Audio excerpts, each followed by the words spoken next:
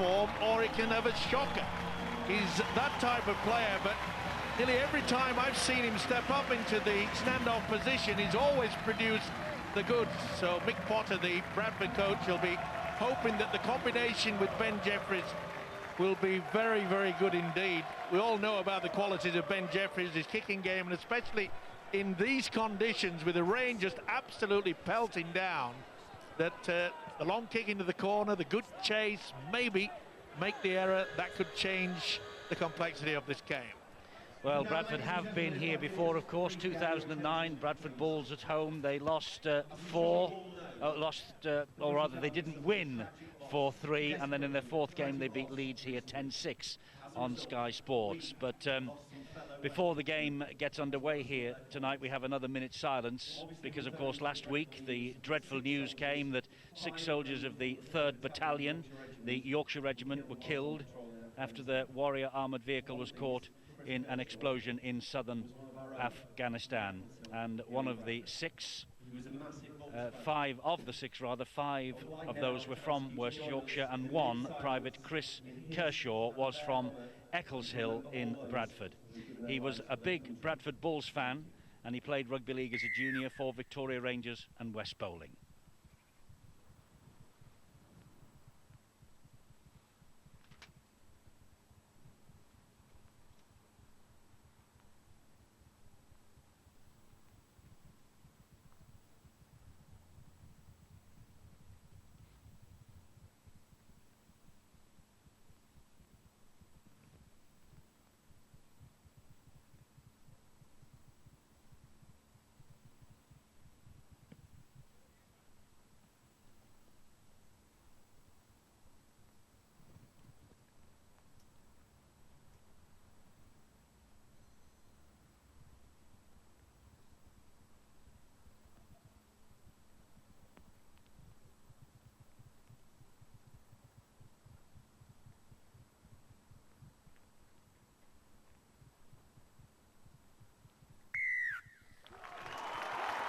The other fallen soldiers were Sergeant Nigel Coop, Corporal Jake Joseph Hartley, Private Anthony Frampton, Private Daniel Wade and Private Daniel Wilford. And Bradford Bulls offer their sincerest condolences to Private Chris Kershaw's family, especially his parents Brian and Monica, and his stepmother Sharon. So Richard Silverwood is all ready, and we're about to get underway here, and St Helens have got a new dad on parade. There he is, Michael Shenton. He became a father for the first time this week. His partner gave birth to an 8-pound baby girl, Sadie, in Wakefield Hospital. Will it be a great week for him? We shall see. A high-hanging kick-off, tremendous kick-off from Saints. And here comes the big fellow, Mana Kafoa, who will take the first tackle of this first half. Be interesting to see how both sides take the conditions, whether they risk it, try to get the ball out wide and attack very aggressively in the opening stanza, or will they just play safety first? You'd think perhaps with the rain it will be difficult, it will be slippy conditions. Well, let's find out about those conditions, because it has been a real spring-like day until the players were just about to emerge from the dressing rooms. Rod, what's the conditions like sideline? Yeah, pretty unpleasant down here, Eddie, and you're absolutely right. This rain started, what, about 10-15 minutes ago, and that's an interesting point, because the coaches may have arrived here thinking it was going to be a dry weather game and establish their tactics accordingly. Well, they're going to have to change their plans, because it's really hammering down now, not dissimilar from last year when we had a wet weather game here and it ended in a pretty low scoring draw. So we're used to it in this country, but they're going to have to just chop and change their tactics, I think, Eddie. Possession's changed, of course. St Helens now with first use of this football. Slippy conditions. It's going to be a test for the players here tonight. Well, the improvement in a kicking game, I'm sure that Mick Potter will have been disappointed with the first chance that the Bulls had. The kick was right down the throat. Really have under a wet condition, try to get it slippy, keep the ball low.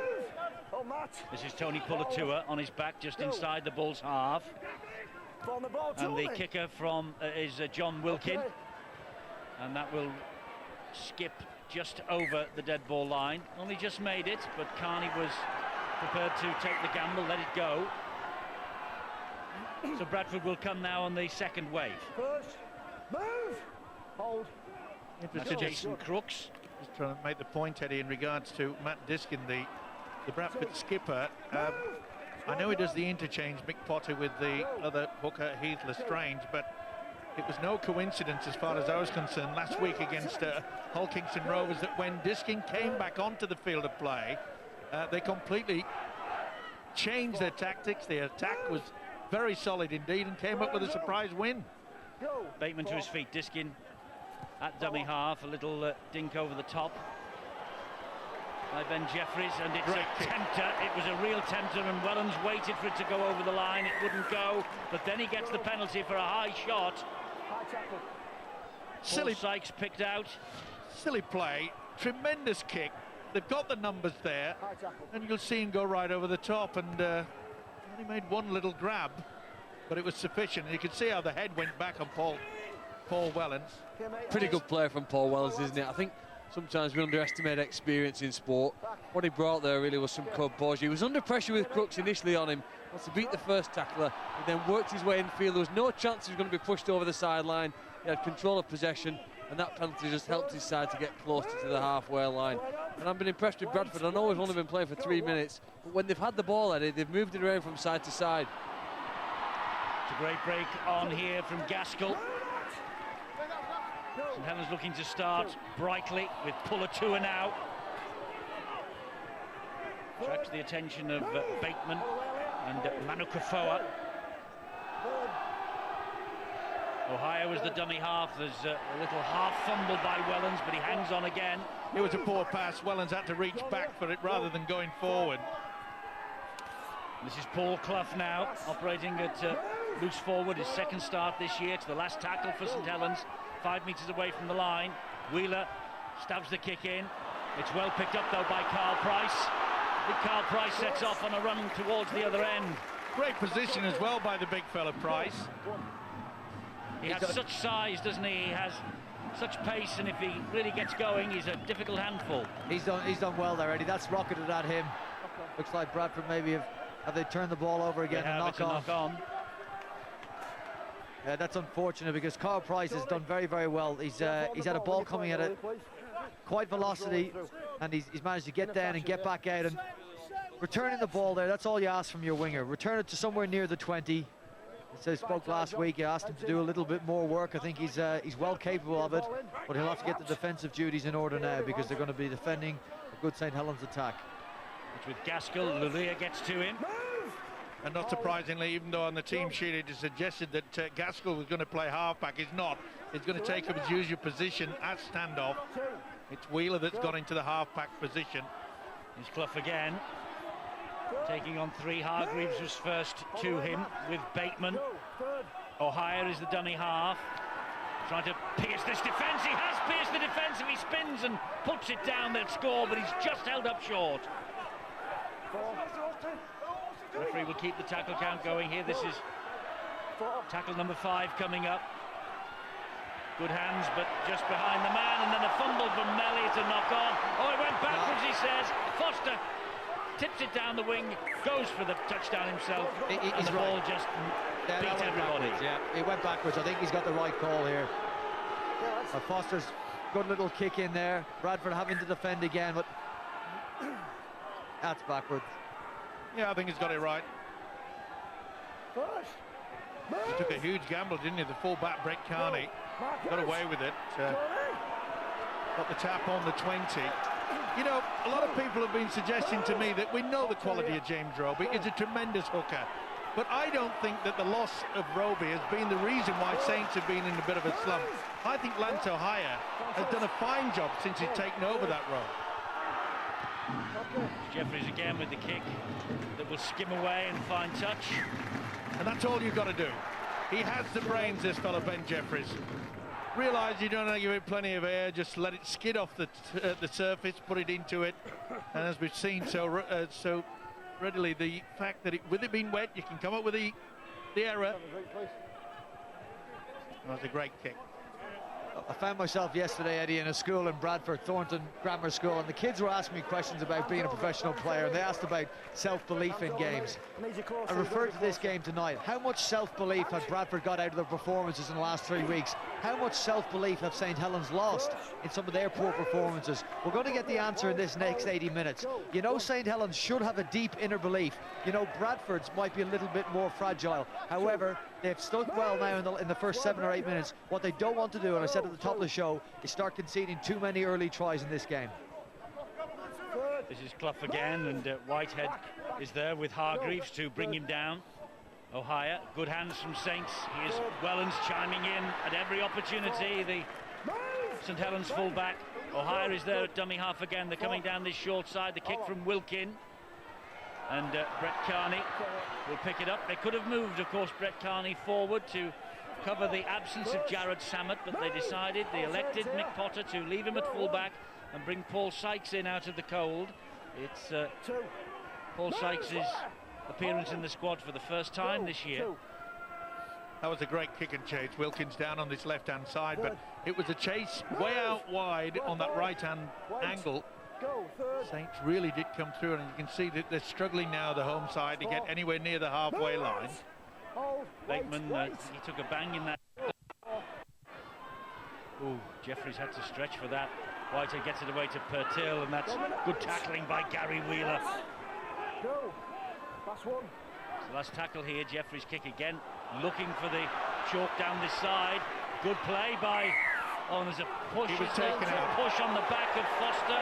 He's got it right as well. Said offside, I think, is the biggest problem.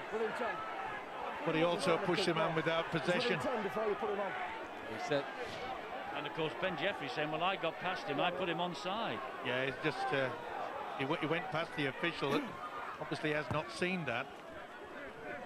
Does he get in front? He doesn't get him onside. Doesn't get him onside. Oh, I think he does. Either way, Saints have got possession. With the rain still pouring down, you've got to give yourself the idea that any opportunity, either side, if there's a penalty, they'll go for the 2 points. Jeffries was doing his best to get Carl Price on side, but I think Price just beat him by a metre or so. The thing is, had he got beyond Carl Price, everyone was on side, would have been play on. This is Lance O'Hire. Rain teeming down. It's not the most pleasant place to watch Odsal, because there's vast open terraces here. The only cover is in the stand on the far side. There's Wheeler again. Great tackle. Great tackle, that. Wonderful tackle by Whitehead. On the last, and he made sure that they couldn't get the kick in, and that is so important. You're right, you can't talk the tackle like that up enough. That's huge. We see some big hits, and we all get pleasure from that, but that's a tremendous effort from the Bradford second rower. Get up, put pressure on the last tackle. Now let's just see if his team can get a little bit further down the field so their kick doesn't go out around the halfway and punches down near the Bradford try line, or the St Helens try line.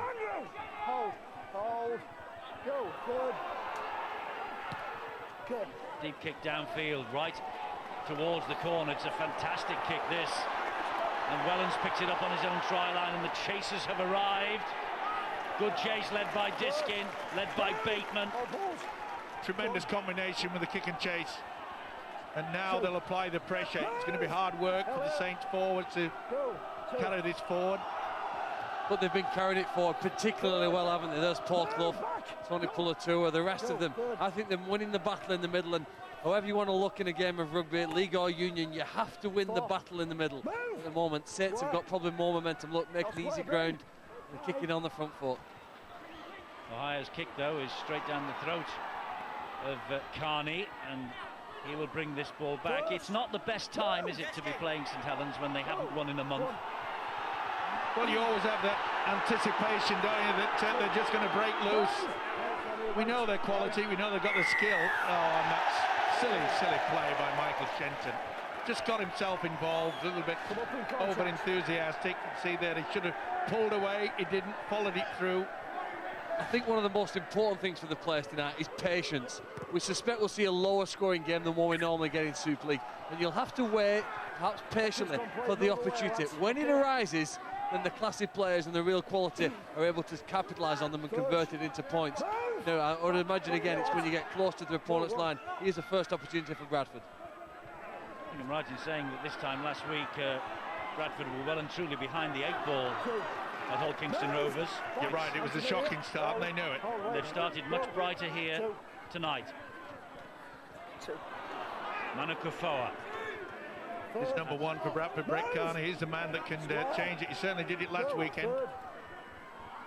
And there he is, stabs the ball to the in-goal area. Wellens with a bit of work to do. Well, Carl Price just enveloped Wellens. Wellens is not tiny, but Price is like a giant. Like a brick wall, wasn't he? Did the right thing though, Wellens. Perhaps he could have tried to shadow it over the dead goal line, but second of it, keep possession, even though it's a dropout. We know how good an attacking side St Helens are. They're also very, very good defenders. And in this wet weather, it makes it a little bit easier to defend because the ball isn't as smoothly passed, not as free-flowing.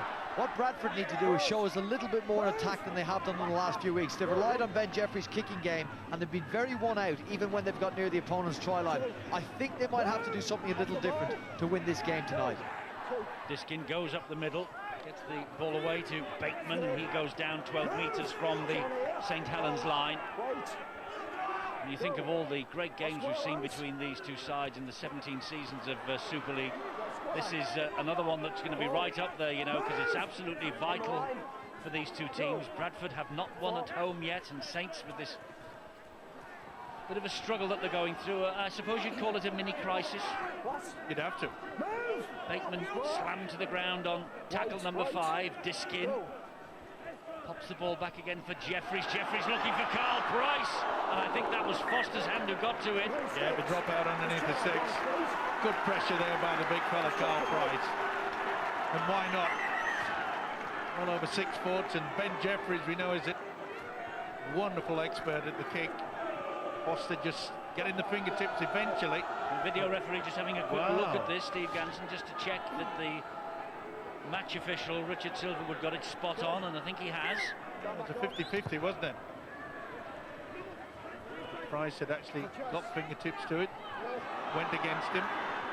You know, the size of Carl Price. I think we made the point last week, didn't we, Brian? He could be anything. Absolutely, and at times we see it. If you're a defending winger against Carl Price, you're going to have your work cut out for it. If he's on his game, that's the big question with him. Diskin is there, gives it to Paul Sykes. It goes wide to Chev Walker. Diskin scampers in at dummy half again. Bateman to Jeffries. Forward ball back on the inside to Sykes again. Just came a little bit too early, didn't he, Sykes? The idea was good, but it certainly drifted forward for mine.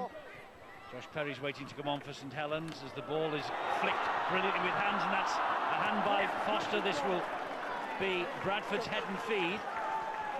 It's all about applying the pressure, especially in these conditions.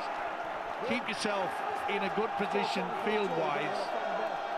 The nerves start to set in. Did well there to Jamie Foster. He knew that if he hadn't got a fingertip to it, it was going to be a walk-in for the big fella Carl Price.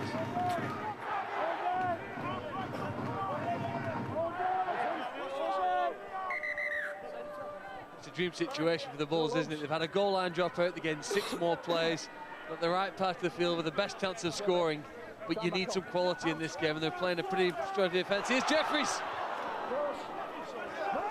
St Helens very, very quick to muscle up in defence and keep him out. Bateman now, up the middle goes Bateman, and Bateman I think will score if he's got this down. He's going upstairs to Steve Ganson, video referee. Well, he's worked overtime as this fella. The loose forward, John Bateman, has been involved in everything. Is it short? Has he got it down? Have they been able to prevent it? Oh, you can't see from that one.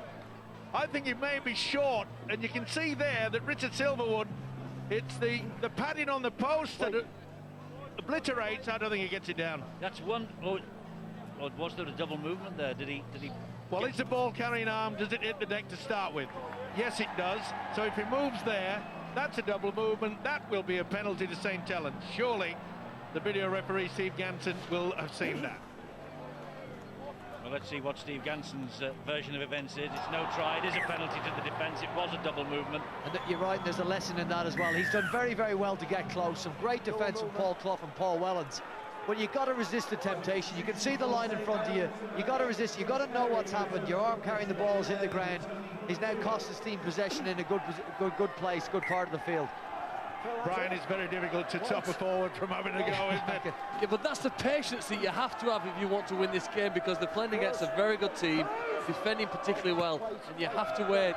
You know, it might even be to the 80th minute for the opportunity, but when it comes, you have to convert it into points against St. Helens. It was impressive defence from Wellens, that. It really was. He just flung his body there to prevent that try. And prevent it, he did. Not only that, they got the penalty. Here goes Wilkin again for Saints. Back here, John. Nearly 17 minutes gone. We await the first points on the board. Perry has appeared and will take it forward. And O'Hire is waiting at dummy half. Comes in field, finds Wheeler, finds Gaskell.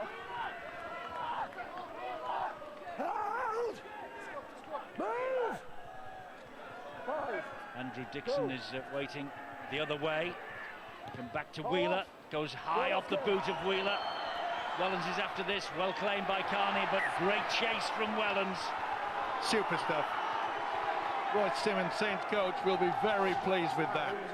First opportunity, we keep saying that you've got to camp down in the opposition, give yourself many chances, but timed his tackle to perfection. Well, so far, St. Helens have been the best team in Super League at scoring from this situation. They're forcing a lot of goal line dropouts this year. Excellent quality of the kicks and the chase. And then from this position, they're setting up and converting it into tries. First test now, first real test for Bradford's defence. Off the knees of Wheeler, so play on, says the referee. Here's Josh Perry. Tackle low down by Whitehead, helped out by Patel. Wheeler again. That's decent work from Mark Flanagan. This is where the night squad, young Mark Flanagan. This is where the forward's got to work overtime. They've got to make that initial drive, but then try to get a quick play of the ball, and you can see that they're preventing them that. The official Silverwood saying it's A-OK. Gaskell again, looking for the runners. It's Wellens. Here's Shenton, tried to go inside Lulia. He held on to him, and then Sykes came in and helped out. This is Dixon now. Hargreaves gets to him. It's the last tackle coming up here for St. Helens. And off the outside of the boot to the in-goal area, picked up brilliantly by Carney, and he gets out of jail before Wilkin gets to him. Well, the kick was good, but I'm afraid the chase wasn't. It really surprised me there, John Wilkin, whether he didn't realise that the kick was on. Look, there's no one to be there. They should have been a lot further forward. People had a bit to say last night about young Richie Owen, Castleford fullback. He's learning the trade in the fullback position. He's watching this game tonight. Brett Carney's had two very important plays in the last two ends of the sets. He's caught a high bomb from Gary Wheeler under pressure from Paul Wellens and returned the ball brilliantly. Read the kick, the short kick, and be able to bring the ball back onto the field, which is so important. Conceding another line dropout could have been fatal for Bradford in that last instance. Good set of six defensively from Saints here. Look where Bradford are on the last. They have to kick it. Charged down by Dixon. It's 6 to go, and Carney has it for Bradford. I think he's heard the call. Yes, he has. He just takes the tackle. Good work by Andrew Dixon, though. Got himself involved. Went back to the 6. A little bit unfortunate there. He just didn't get the bounce. Chev Walker struggles to his feet. We'll play it here to Diskin. Now, Jeffries gets it away to Eleanor. He flicks it back up to Diskin, who's followed the ball on the attack. Good stuff from Bradford, this. He's lost the ball, has he? They're saying it's a knock-on. They're appealing St. Helens. Referee and touch judge having none of it. Elima again. Yeah, he did lose it. Yeah, why can't the touch judge see that? Jeffries. Patel goes inside, or tries to inside the defender, which was Melly. Good job that Wheeler was there. Here's Jeffries, kick out wide. Foster the... Great take. And Makinson, the lone defender. He was taken out whilst taking the ball. It was a wonderful kick. Talk about putting someone under pressure, but you can see quite clearly there that Crooks has made contact while he's mid-air. Has to be a penalty. It's hard to decide one way or the other, whether they go for the ball or the man. But the kicking game from Jeffries coming to the fore. He did well there, Tommy Makinson. He certainly did. Phil talked earlier about pressure and patience as well. You're a Bradford player 20 minutes into this game. You got to thrive in circumstances like this. Well, that looked a little forward to Wilkin, but Saints aren't hanging around to debate it. This is Helens, and he's hauled down.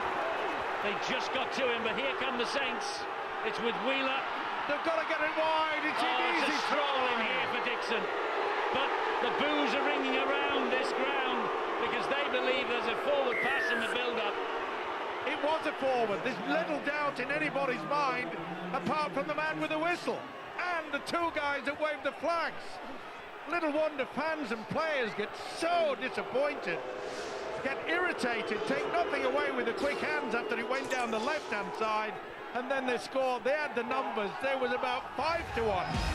You talk about having an overlap, and this is forward by a country mile, a city mile, or any mile you want to call it.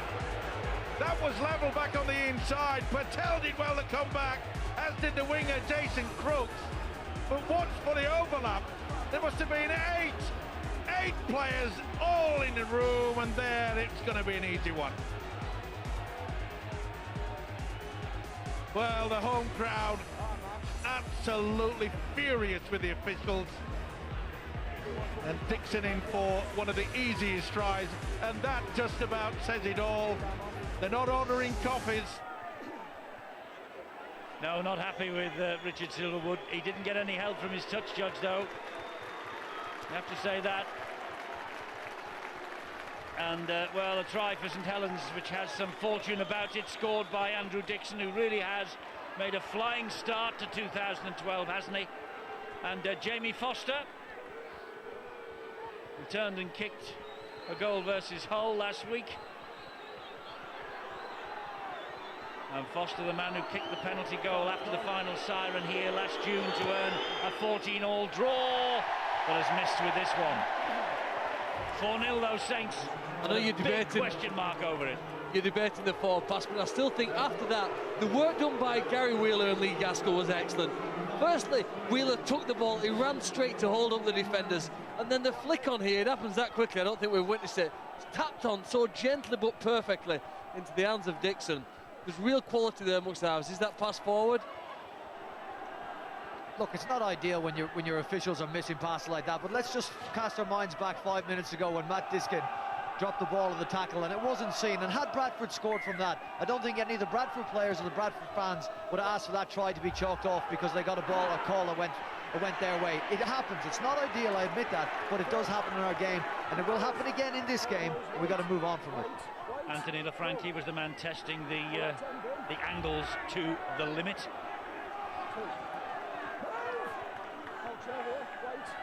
I think you'd have to say that the way that he had his arms and the fingertips, they were going forward. It's the one way that the officials can sort of sort it out. Because it's a night, really, I suppose, when we could here be remembering absent friends. Sam Burgess of Bradford and James Graham of St Helens, now plying their trade 12,000 miles away in the NRL. And doing very, very well. Two players have had a great start to the season over there, and they're a loss to this competition, but the beauty of it is, and these two clubs are prime examples, they generate new players all the time, Eddie, and there will be a new Sam Burgess come through at Bradford and a new James Graham come through at St Helens. Of that I've got no doubt with the youth work that they're doing. Well, you talk about the forwards also. Oh, that silly play again. They're losing the concentration at times, St Helens. Little doubt that they gave him a little bit of a facial. Well spotted by the officials. Just on that kick and chase there, you know, Josh Perry is such a big man, but he got himself down there first to do a big hit on Carl Price. That's the one thing that you want from your forwards, a little bit of rugged play, good offload. That's a penalty as well. Melly all over the top of Heath Lestrange. The offload there and messing around. Not going to release him. Well, they've got the possession. They're going to have the position. Can they come up with the points? Need some class here, don't they, now, to find a way of breaking through the St Helens line. That's the test for the Bradford Bulls here, because it's not going to be easy. Helens plays the ball to Lestrange, and he fires the pass then to Jeffries. Oh, and Chef Walker's gone without it. Under pressure, admittedly, as he received the ball almost instantaneously. The ball just spilled from his grasp. It's always difficult when you do that short pass. They try to fool the defence, thinking that he's going to be the dummy runner. It's a delayed pass. Helps them get caught out, but it was good work. They muscled up, big numbers. Move! Ollie, here. Good. 2. Good. Move! Big defence and big hits on show. Flanagan felt that one. Back again with Wheeler. He was under pressure from Lestrange, got the kick away. And number 24, Jason Crooks, who got the first hat-trick of his career against Hull Kingston Rovers last week, brings it back. And brought it back well too, Eddie. I think as any other player in the Bradford side, 25 minutes into the game, when you see a winger running back with that sort of pace, intensity and desire, then you know I think it's a good sign for your side. And Heath Lestrange here now urging the rest of his team to run in a similar fashion. Well, St Helens, they have a bit of a problem. Even the man there who just made the tackle, Lanto Hire, he had treatment way back. Got a really bad knock. He doesn't look 100%, and they've come up with the error. We can expect that. Bradford are saying that their knock-on was backwards, but it wasn't, I don't think. It did go forwards off Elmer's fingers. Then we had the knock-on from Saints. He's playing the first. You'll hear people talking about respecting the ball, and what's happening at the moment is Bradford aren't respecting the ball. You can say that maybe Heath Lestrange had every right to throw that pass, but when they've just dropped the ball earlier through Chef Walker when attacking the line, I think it's more important to get to the end of your sets when next time you get possession. Respect the ball, hold on to it, and get your kick in there.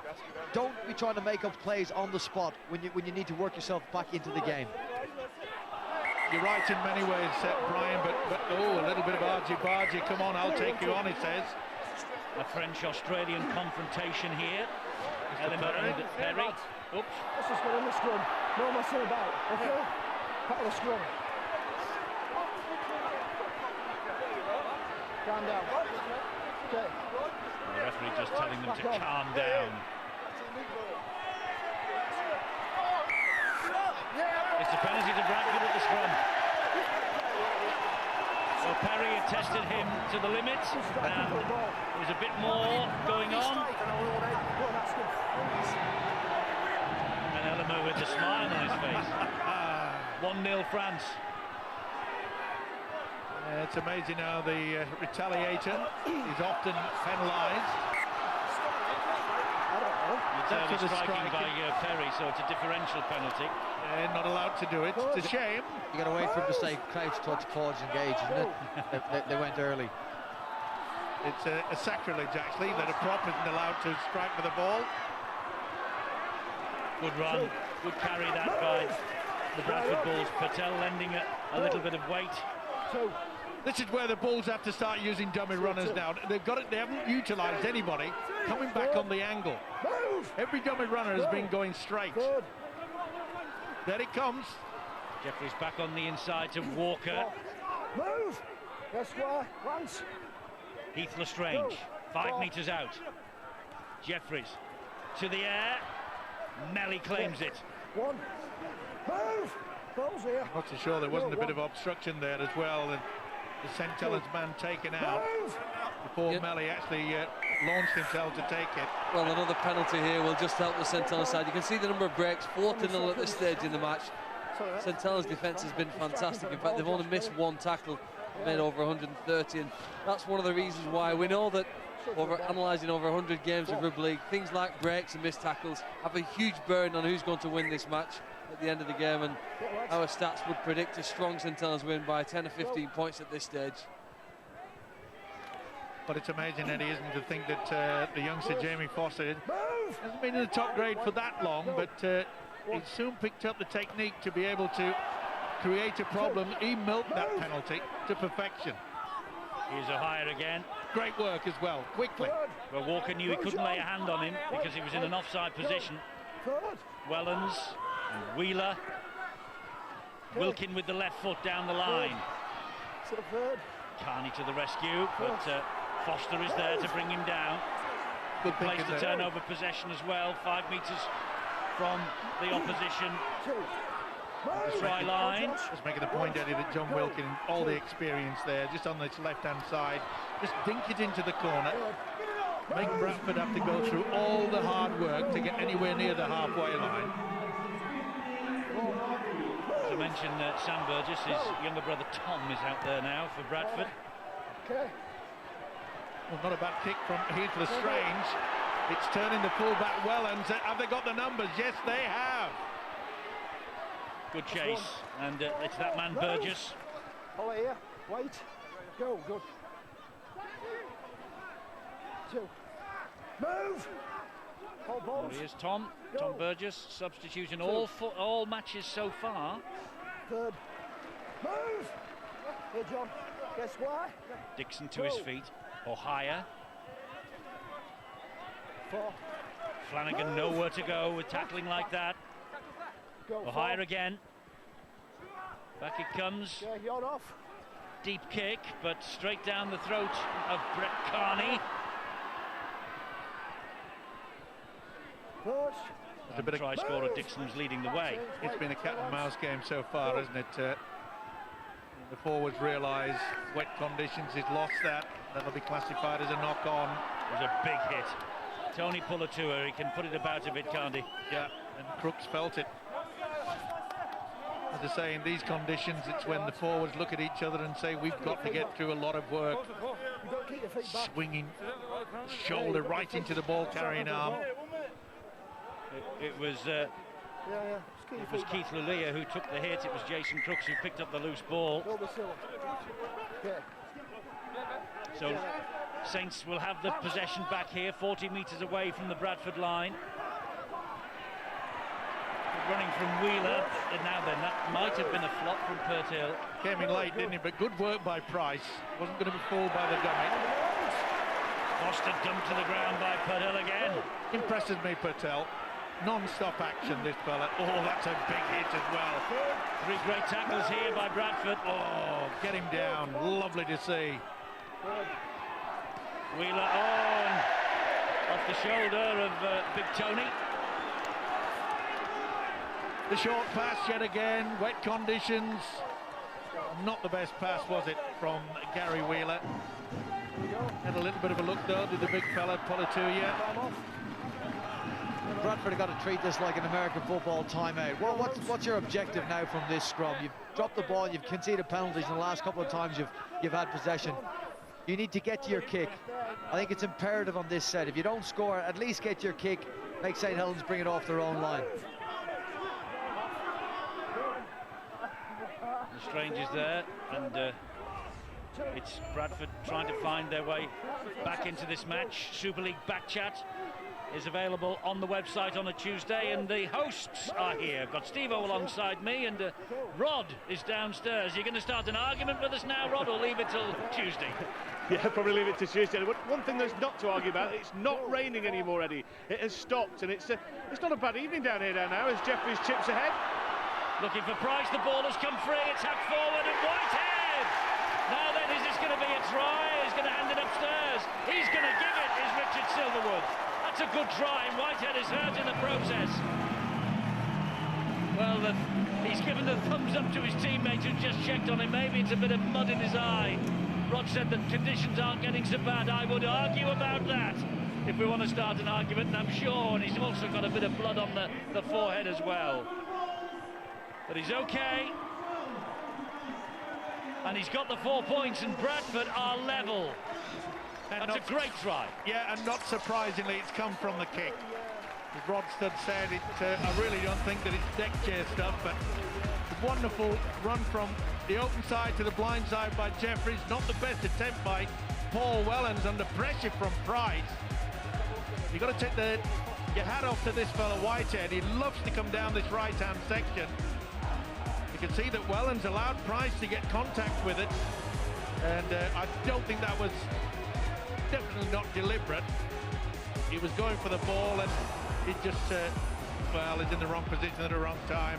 When it comes to getting a bit of claret on your face, he's in the right position at the right time for scoring the try. You got to be brave saving tries. You got to be brave scoring tries as well, Steve-O. Absolutely do. He's put his head where it's going to hurt, and he's got the just deserved. You know what you have to be to play the second row of this sport is fit, and I think Elliot Whitehead is one of the fit players, isn't he? They do a tremendous amount of running. Very much of it is invisible, really. Sometimes off the ball, they are up and back in defence, with sometimes they aren't particularly involved, but his desire then, when he's got almost a sense when they get to a try-scoring position, he's quicker to react than many other players out there. And this kick could be huge in the context of this game, Eddie. We talk about going in at half-time in front. Well, this will be important for Paul Sykes to knock this over. Tag on two for his team. Paul Sykes trying to drift it towards the post and does so brilliantly. Bradford balls hit the front. Whitehead, who, well, he really did so well getting on the end of kicks in one of the games that we saw recently from Ben Jeffries, and he's capitalised on another one here tonight. And Sykes has added the extras.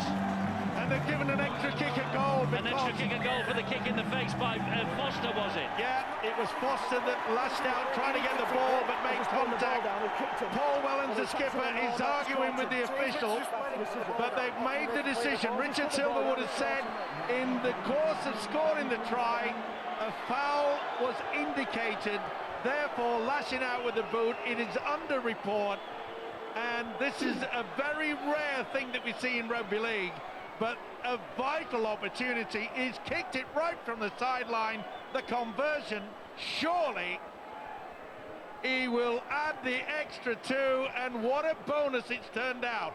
An 8-point try. Sykes adds the extras. I think the problem for Foster was that Whitehead had the ball in hand when his foot made contact. I mean, there. He's got a right to swing. But not with his foot, Brian, surely. Well, sure, you can clear the ball with your foot. I mean, if it's reckless and dangerous, okay, I can roll with that. But I do think he's got a right to kick a ball with his foot. So here comes Burgess and Bradford with their tails up. Got to be careful, St Helens. They're a little bit irritated. This is where you can get yourself into a lot of trouble. Burgess never even attempted to play that ball that went out sideways. Richard Silverwood lifted his foot and said it looked okay for me. Far from it. They have got to be careful, Saints. Swinging arm, lose of concentration. Could find himself in the sin bin at least.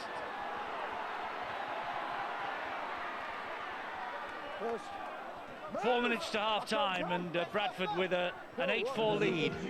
You know, I don't think there could be a side in Super League, and it's certainly not in the last decade, that have improved as much in a month as the Bradford Bulls. 4 weeks ago, they played at Wigan here, and they weren't competitive at all. They were totally outclassed and looked a mess, really, as a side. And within a 4-week period, they've steadily got better.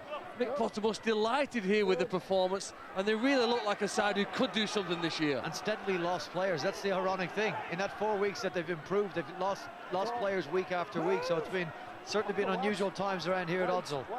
Oh, Hyatt has lost that forward to knock on. He's trying to claim that he's not the ball, but he went for the ball carrying arm, and you can do that. Oh no, on that occasion, Elmer to me looks as though he's got the ball, but it went backwards anyway. That's fine. Yeah, it went backwards, and this is good refereeing. He's nominated the second one, just had a cheeky look, didn't he? On the ball, it's gone backwards. Olivia Ellimer is certainly excited, this Bradford pack, lifted them. It's good to see that from your forwards as well, Steve, that you don't go to market to have a rest. You go to market, you put a little extra effort in, and you get the reward. Oh, they appear to have turned it over now. What a tackle from Lee Gaskell. Was that a one-on-one strip? He thought he got the elbow in the throat and came up with the ball. Time off. It's a magic trick. It was a bit of a lead with the forearm, wasn't it, by Lulia? I'm not so sure Gaskell was aware about stripping this ball, actually. If he did, boy, can he think on his feet. This will be a penalty to Saints. The use of the forearm. Yeah, forearm in the throat. Keith Lulia. Well, it's been a while since Saints have applied any sort of pressure.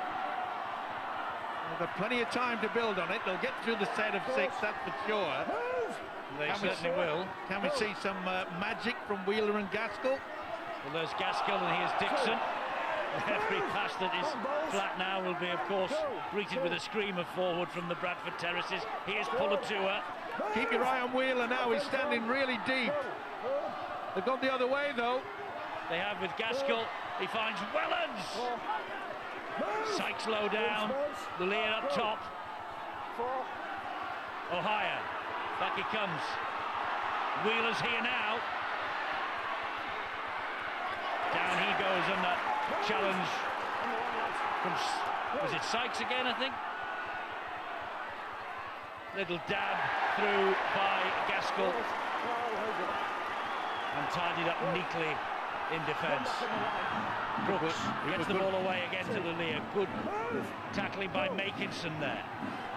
And good quick play the ball. Oh, that's a high shot from Michael Shenton.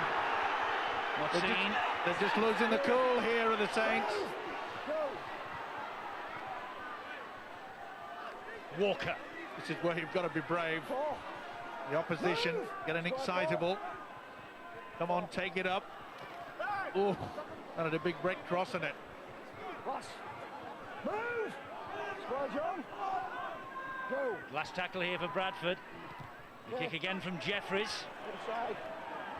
Finds the ground. But also found Makinson, who in turn found Wellens. And then Walker went to hunting. Shenton. Not much progress made forward. Approaching the last 30 seconds of the half. Oh, that just looked forward there to Clough. Well, they're totally out of sync, aren't the Saints?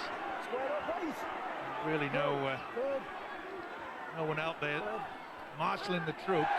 Ball's lost. Now they've lost it. Ball's lost again then by Jeffries. First knock on, they'll play. Bradford rushed to pack this scrum down. That's a good sign, isn't it? They're not content to be 4 points in front here against St Helens. They want to extend that lead with 11 seconds left in the match. Good work by Whitehead.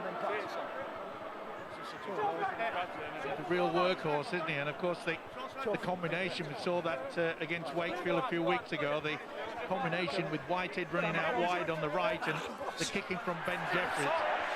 Now then, what will they do here? Will they give it a high one?